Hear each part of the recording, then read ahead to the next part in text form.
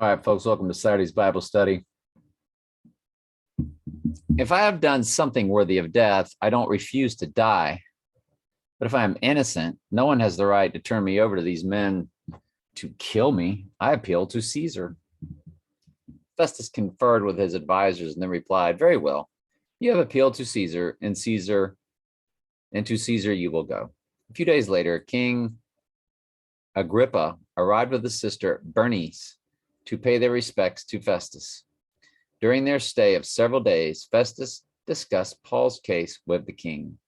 "There is a prisoner here," he told him, "whose case was left for me by Felix.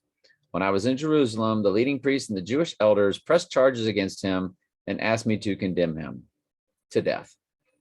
I pointed out to them that Roman law does not convict people without a trial. They must be given opportunity to confront their accusers and defend themselves. When his accusers came here for the trial, I didn't delay.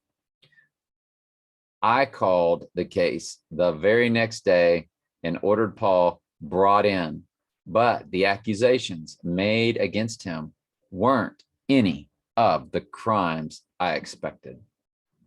All right, folks, let's move on to Daniel. Things really are heating up here. "Therefore, because the king's command was urgent and the furnace was exceeding hot, the flames of the fire slew those men that took up Shadrach, Meshach, and Abednego."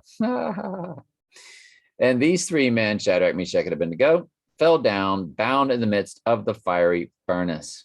Then Nebuchadnezzar the king was astonished and rose up in haste and spake and said unto his counselors, Did we not cast three men bound into the midst of the fire?" I mean, I would think he would know, your men just got burned throwing them in there. They answered and said unto the king, "True, O king." He answered and said, "Lo, I see four men loose walking in the midst of the fire, and they have no hurt. And the form of the fourth is like the Son of God."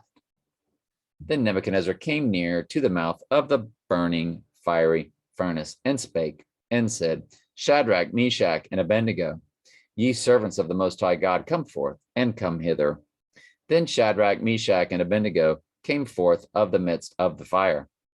And the princes, governors, and captains, and the king's counselors, being gathered together, saw these men, upon whose bodies the fire had no power, nor was a hair of their heads singed, neither were their coats changed, nor the smell of fire had passed on them. Love you very much. Ask questions anytime. That's what I'm here for.